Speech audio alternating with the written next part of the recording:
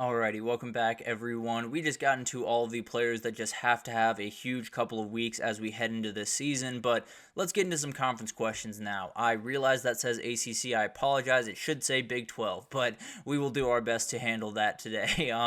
The conference questions for the Big 12 are plentiful. There's no two ways about that, and I'm just going to go ahead and take that down just to not distract people, but the conference questions around the Big 12 are huge and definitely will be ones that'll be really interesting to break down throughout the season, but the biggest one I have is just where is the gap in this conference? It feels like every other conference you can kind of break down where at least the relative gap is. You know, some are deeper in the conference than others. When you talk about the Big Ten, I feel like there's a comfortable gap after those four teams up top. I think I feel pretty good about that. The ACC is a little bit muckier, but you could make the argument that there's a gap after those top three teams in Florida State, Clemson, and Miami. And then over in the SEC, I think that one's a little bit tougher to pin down as well, but there's definitely a gap a little bit towards the bottom after that middle tier where you can see a little bit of a drop off. The Big 12 is a little bit different. You look at the teams sitting up top. Kansas State and Utah are the teams. I feel pretty confident in that. But Oklahoma State's right there with them. Oklahoma State is a really good team, but I don't see a huge gap between them, UCF, Arizona, Kansas, West Virginia, Iowa State, those type of teams. And I think that's not a considerable gap by any means. And then you can convince me there is a little bit of a gap between the other teams in this conference, but Colorado, TCU, Texas Tech could play pretty much any given Saturday with any one of the teams I just named up there. So I do think it's one of those things that there are gaps, there are little kind of off ramps on all of these different tiers, but it's not by much. This is one of those conferences that you could make, I would argue, frankly, that Baylor, BYU, Cincinnati, Arizona is really where the fall off is. Right before those teams, right after a Texas Tech or a TCU or a Colorado, I think those would be the teams where you could see a pretty considerable gap. But overall, this is a conference that goes about 10 deep, maybe even 11 deep, and it's an absolute nightmare to figure out how this is all going to shake out. But it's why it's the best conference in the country to me. It's why it's going to be so much fun to watch what's going on, because any given Saturday, pretty much any team in this conference could beat anyone else and could ruin the entire season for them. So it'll be a lot of fun to watch that, but definitely will be interesting to break all that down throughout the season.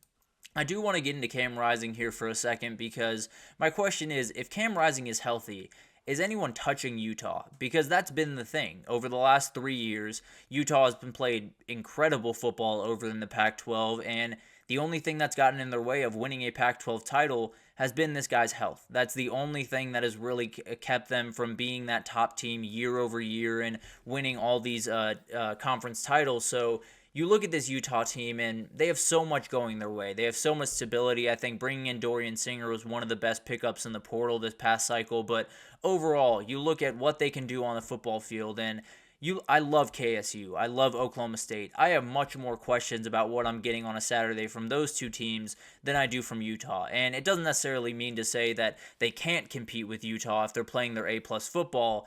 It's just to say there's more variability in those teams, as I see it, than there is in Utah. So I think this is one of those teams that there are teams that can knock them off. There's no two ways about that. Whether it's Oklahoma State, KSU, Kansas, maybe even Arizona, all of those teams will have a shot any given Saturday.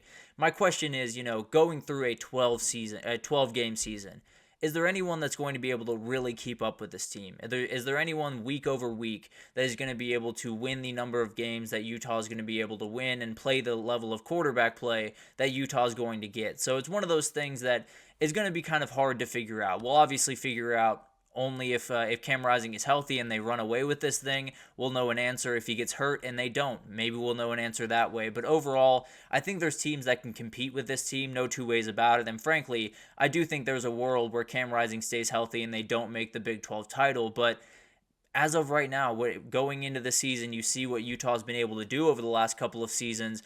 They're going to be elite executing on offense. The defense comes along as it does every single year. So it's not crazy to say that if that guy's on the field, Utah is comfortably the team to beat and one that could possibly even run away with this conference. But let's move on to I apologize. Let's move on to Kansas State here, and let's talk about all of the running game things that they're going to be able to do this upcoming year. When you have the trio that they have, things can get really special in a hurry. And I think that, frankly, they could have the most explosive rushing offense in the entire country. DJ Giddens is one of the most underrated running backs in the entire country. I can't imagine why people are not talking about him more, but Dylan Edwards in the open field is outright special. We all know that, but the guy that everyone wants to watch, is Avery Johnson in the open field. That's the thing that makes this running defense incredible.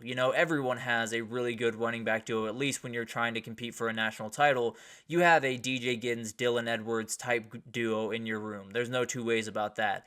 Not everyone has Avery Johnson. Frankly, no one else has Avery Johnson, although if you wanted to draw a comparison, Aiden Childs up in Michigan State. But beside the point, I do think this is a guy that is downright special. With the ball in his hands, he can do so many different things on the outside and make pretty much anyone miss. So he's one of those guys that opens up so many different doors, and I think you look at this rush defense, they're going to be able to break some crazy, crazy runs this year. And maybe that's the difference in this conference, which we'll get into here in a second. But it's one of those really, really interesting things where I really think this is a offense that could be that explosive and could be that dangerous and could kind of set an interesting precedent for what everyone else has to deal with as we head into this season around Kansas State. But I want to move on to Colorado here. And what do they need to make a Cinderella run? What is the thing that they need to kind of jump off the page and make a big time leap this upcoming year? And if they do that, then nothing is off limits. It's very simple. It's the line of scrimmage play, and everyone knows that from inside that program, outside that program. People that don't even follow college football know that they have a line of scrimmage problem in Boulder. So they took incredible steps to fix that problem. Jordan Seaton being the main among them. Keeping Shedeur Sanders upright is the number one thing on this team, because he is one of the best quarterbacks in the country. I know there are people that have some opinions on him one way or the other.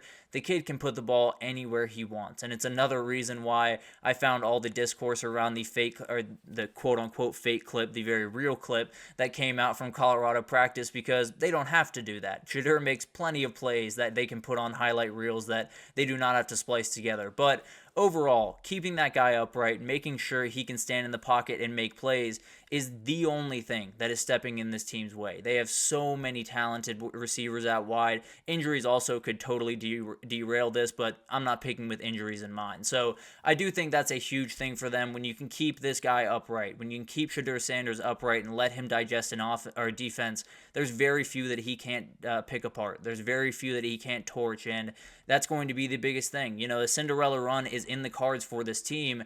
They just got to execute at the moments that are most important, and it's going to come down to those line of scrimmage play and really Jordan Seaton in so many different ways. So definitely a lot on the freshman's shoulders. But finally, what is the biggest difference maker in this conference? I think when you look at this conference, there's so many things that a lot of these teams have in common, whether it's, returning a ton of experience and returning production, a lot of experienced quarterbacks in this group. There's a lot of teams that don't have a lot of variables. You feel pretty confident about what you're getting on a certain Saturday.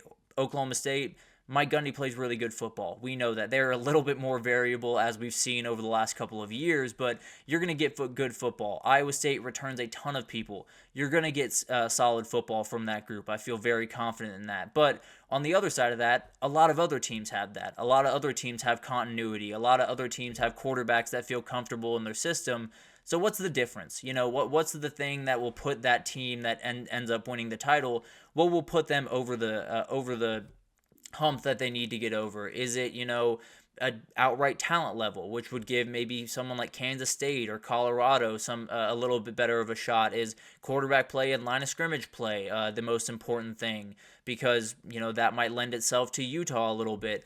Is it explosivity? And that's kind of the one that I want to kind of get into, because you talk about a conference that is going to be solid. It's going to be a little bit monotonous at times, because you're going to get such solid games that don't have a lot of penalties, don't have a lot of turnovers, don't have a lot of that, mucky stuff that kind of does make college football fun in a way. But it's definitely going to be one of the more consistent college football conferences, at least in terms of play. I think the results will be all over the place, but that's beside the point. I do think when you look at explosivity, when you look at those one plays that you can get 80 yards down the field, totally change the scoreboard, change the game, change the way that the other team is thinking, will likely be the biggest difference here. It's not going to be, these monotonous drives that you work your way down and finally get into the end zone. Although those are very, very important for your team, those aren't necessarily what I'm looking at as the big time plays. I think when Avery Johnson can get loose for a 70-yard run, or when Micah Hudson on Texas Tech can